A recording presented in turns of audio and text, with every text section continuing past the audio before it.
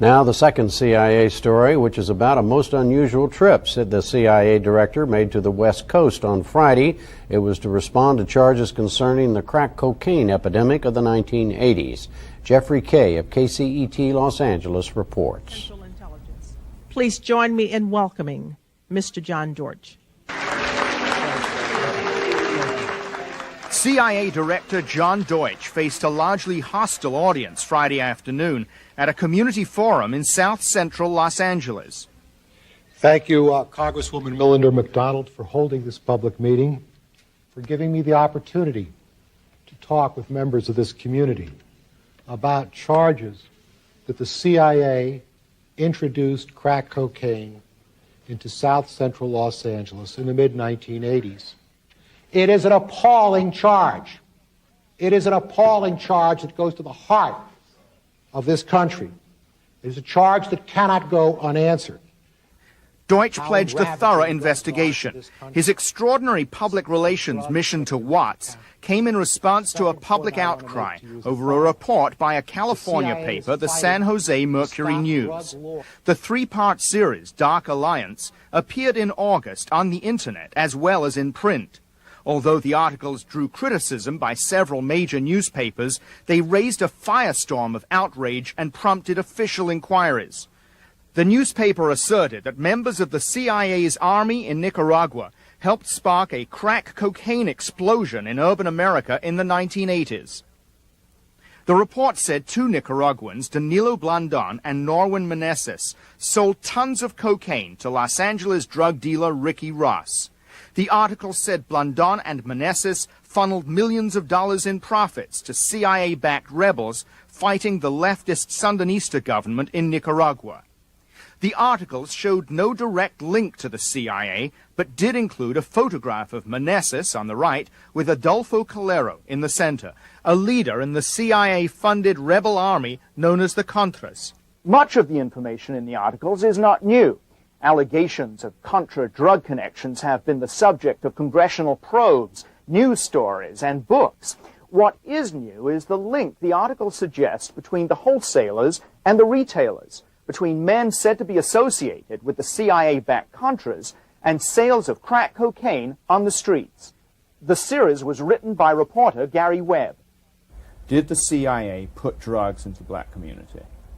We don't have any evidence so far that they did it directly. And what we have evidence of is that men working for a CIA-run army did do that. With the knowledge of the CIA? That's the part we don't know. That's the part we don't know. I mean, what we know is that these guys were working for a CIA army. They were meeting with CIA agents before and during the time they were doing this. What happens from there is sort of where we ran into the wall of national security.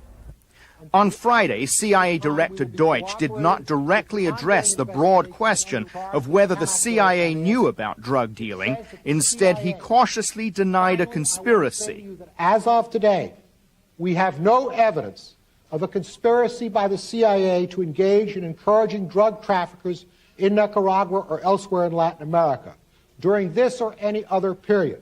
However, I am going to wait and see what the results are of this Inspector General's investigation. Even without hard evidence connecting the CIA with drug dealing, many have accepted that conclusion. A standing room-only crowd of about 1,500 attended a forum on the subject in September. LA Congresswoman Maxine Waters was one of the organizers. Now, there are people who will say, well, Ms. Waters, maybe the CIA wasn't directly involved. Maybe it was just the people from Nicaragua and other places who were kind of CIA connected. Maybe they just turned their heads. Maybe they just kind of blinked and said, well, it doesn't make any difference.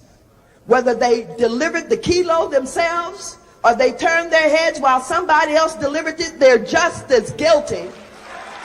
Waters has made this issue a priority. We are going to pass out the San Jose Mercury News articles. In the hands of activists, reprints of the series have become political pamphlets. They see the articles as confirmation of a long-suspected conspiracy. We're here today to put a face on our outrage and our disappointment in what we know is a government ploy and a setup to decimate our communities. The palpable anger has its roots in the spread of a drug many compare to a plague. Crack cocaine hit hard in the inner city starting in the early 80s. The drug is relatively cheap and highly addictive. It spread quickly. The crack business was lucrative for high-powered dealers like Ricky Ross, the man cited in the series.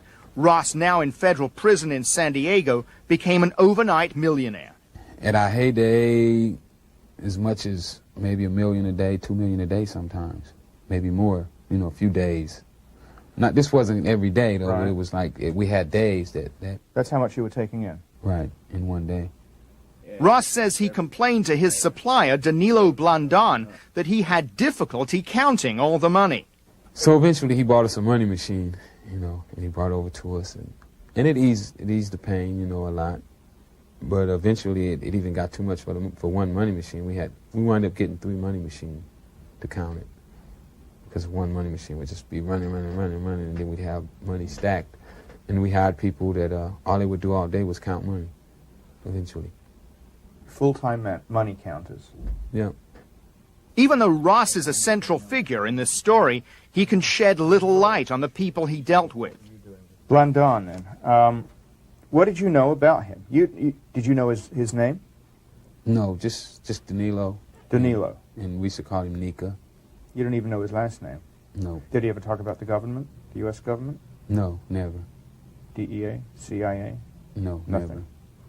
While Ross made easy money, Dr. Exelina Bean was coping with cocaine's tragic consequences. At the neonatology ward at Martin Luther King Hospital in L.A., she saw 60 babies a month born with cocaine in their systems. Today, Bean's anger embodies a common view that the black community has been victimized. Every child, every baby, every child of a substance abusing mother and a substance abusing family should be considered a victim of violence and be entitled to reparations. Congresswoman Waters says the strong reaction to allegations of government involvement in the crack trade is not surprising. That's because the drug has touched so many lives. One thing that's very striking when you're out there, people will get up and they'll start crying. I have women who have gotten up and told stories about they haven't seen their daughter for years. Their daughter's on crack. They have the babies. Every audience that I go into, there's always a sizable number of people who've had it in their families. Sons, daughters, nieces, nephews, cousins. So this scourge has touched a lot of people, and there's a lot of pain out there. I mean, just a lot of pain. Pressure from Waters and other elected officials has led to congressional and agency investigations. The hearing of the Senate Intelligence Committee will proceed. At a recent Senate committee meeting, inspectors general from the CIA and Justice Department promised thorough reviews. The committee also heard from a former Senate investigator, Jack Blum, who in the late 80s looked into drug trafficking by the Contras. The answer you get to the questions you ask depends totally on how you frame the question. If you ask the question, did the CIA sell drugs in the black neighborhoods of Los Angeles to finance the Contra War, the answer will be a categorical no. Now, having said that, we have to go back to what is true. And what is true is the policymakers absolutely closed their eyes to the criminal behavior of our allies and supporters in that war. The policymakers ignored their drug dealing, their stealing, and their human rights violations. But while Blum lent credence to some of the allegations raised by the Mercury News, major newspapers have criticized the series. The LA Times, Washington Post, and New York Times have all run articles saying the Mercury News overstated the facts. Leo Walensky is Metropolitan Editor of the LA Times. Well, the main weakness was the basic allegation that the Contras had made millions from dealing drugs on the streets of Los Angeles, working through a Northern California drug dealer.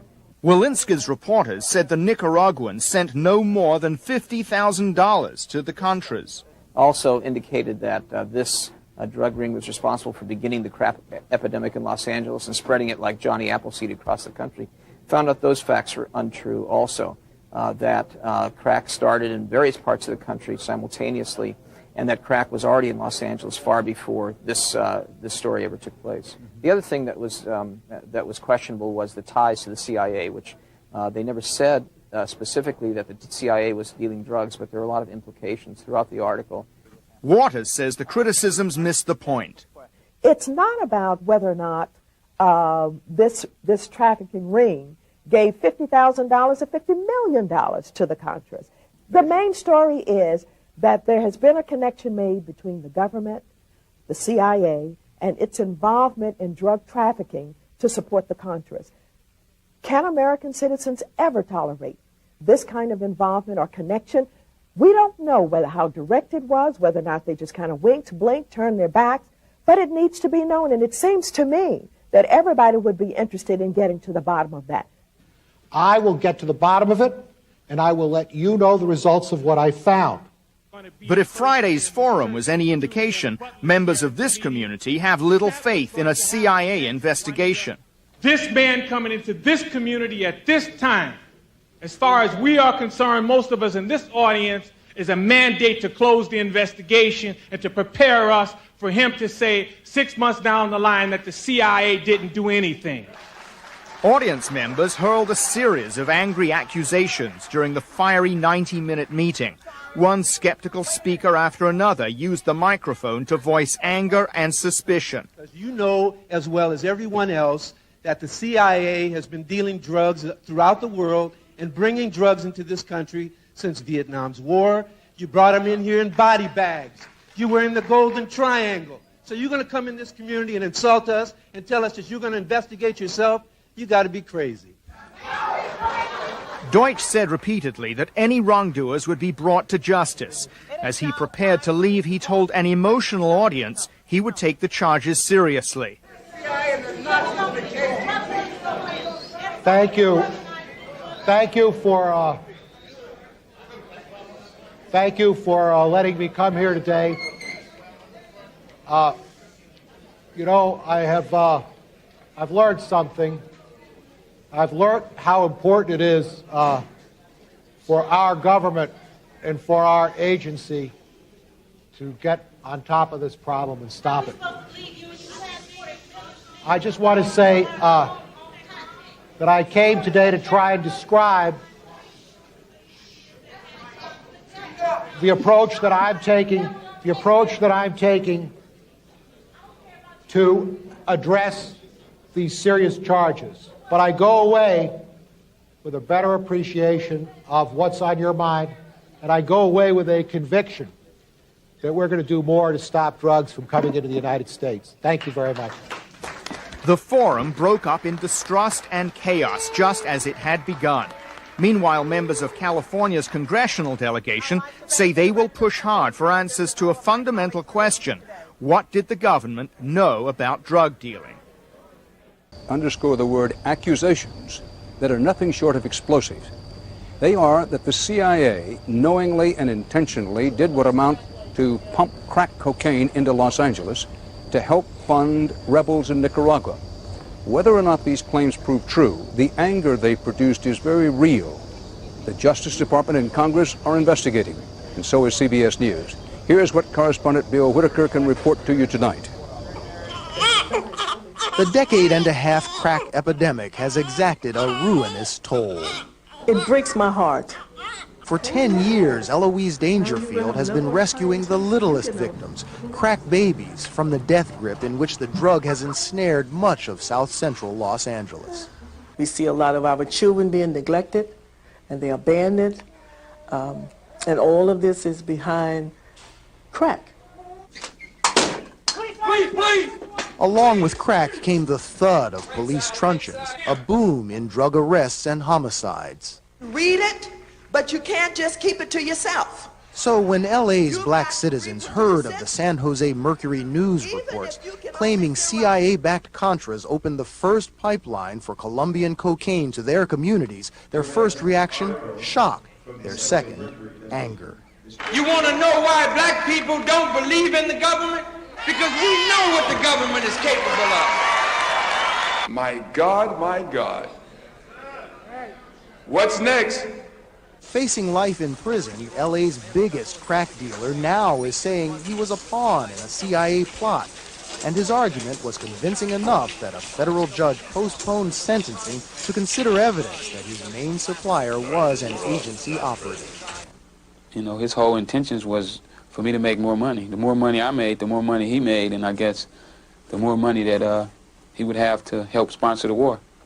There is no evidence directly linking the CIA to the drug sales, and the CIA says its own internal investigation has found no connection. Yet here at ground zero of the crack explosion, the story simply won't go away, and new circumstantial evidence raises new questions. It's basically immoral. I mean, Prominent LA attorney Harlan Braun insists there is strong evidence of a CIA drug connection. Braun is no radical. In fact, he represented one of the LAPD officers in the Rodney King case. Earlier, he handled a law enforcement corruption case and filed this motion. It details a 1986 house search in which deputies found a man who identified himself as a CIA agent and seized documents indicating drug money was being used to purchase military equipment for Central America. Braun says most of the evidence was seized later by federal agents, the rest currently under court seal. Braun wants it released. Someone in Washington made a decision that they were going to deal in drugs or ignore the Contras dealing in drugs, which basically assisting them, because it was too important to defeat the Sandinistas in Nicaragua. Eloise Dangerfield says it's all too horrible to contemplate. We want to know, but I don't think we really want to know. Knowing might ease the pain, she says, but it won't end the suffering. In Los Angeles, this is Bill Whitaker for Eye on America. All of this comes as the director of the CIA was in Los Angeles today, trying to put down reports that the CIA in the past connived to spread crack cocaine in America's inner cities. Jerry Bowen has our report about that. It was an extraordinary sight today. CIA Director John Deutsch on a high school stage defending America's spy agency against reports it sold crack cocaine in LA's black neighborhoods to fund the Contras. Up till the present, I have no evidence of a conspiracy of the CIA to be involved in drug trafficking. But I'm keeping my mind open. The CIA connection was reported this summer by the San Jose Mercury News and kept alive on the internet. But several major newspapers discounted the charges, causing the Mercury News to issue a disclaimer that it had not directly implicated the agency. But here in LA's black community, the belief remains that somehow, someway, the U.S. government, if not the CIA, was involved in the crack epidemic that's ravaged a generation of African Americans. Personally, I have two sisters who've been strung out 15 years. I have a brother who almost overdosed. Jarrett Fellows is editor of the LA Watts Times. The CIA knows about everything that happens in the world. For that amount of illicit substance to enter this community, nobody here believes that the authorities should know about it. They had to know. 83, you started running guns, right, and drugs. Former CIA pilot Robert Plumley admits he was among those who flew the clandestine missions to supply weapons to the Nicaraguan Contras, and among the pilots ordered to fly drugs back to the U.S. Orders, Plumley says, came not from CIA headquarters, but from individuals acting on their own. I do not want to see a race riot over an outright lie. The CIA did not, as a government entity, fabricate this drug movement. In South Central LA, no one is talking of riots. The more common word is revenge. You want to put a face on this specter, this boogeyman. Somebody had to be. We want to blame somebody. That's what most people want to do. They want to see a lynching. You want to hang somebody. And that is why CIA Director Deutsch's visit may be a mission impossible. Jerry Bowen, CBS News, Los Angeles. In and around South Central Los Angeles, reaction to last night's unprecedented public meeting was predictably skeptical. What are they going to say? Yes, they put drugs into the community? I don't think so. Sure, the government was in. Don't you believe that? Security was extremely tight as CIA Director John Deutsch defended his organization against charges it brought cocaine into Southern California's African American communities. As of today, We have no evidence of a conspiracy by the CIA to engage in encouraging drug traffickers in Nicaragua or elsewhere in Latin America. So you're going to come in this community and insult us and tell us that you're going to investigate yourself? You got to be crazy. And how you going to bring this man in to pacify us? Wait a minute. Wait a minute. During the hour-and-a-half meeting, Deutsch was booed and jeered so often that Congresswoman Juanita Millender McDonald had to control the crowd. Wait a minute. If you don't like what's going on here, please leave now. But they weren't about to let Deutsch off the hook that easily. Give us some explanation and say, how did this cancer get here? How did it happen? Well, it has to stop, Mr. Deutsch, and I hope that you'll help to put an end to it, because we are tired and we're hurt and we're angry. CIA employees and I share your anger. As the CIA caravan pulled away, many were left unconvinced and unimpressed. For the most part, it didn't do nothing for me. It didn't bring back none of my dead friends. It didn't bring back none of these crackhead mothers or crackhead babies. CIA Director Deutsch and the other government leaders promised to bring back answers and justice to the community. But the feeling here is that no matter what the truth may be, the CIA will never admit it. Manuel Gallegos, CBS News, Los Angeles. You know, the gate's open. You know, do your thing, man. Here, give him some Coke. All Charlie's friends get free Coke.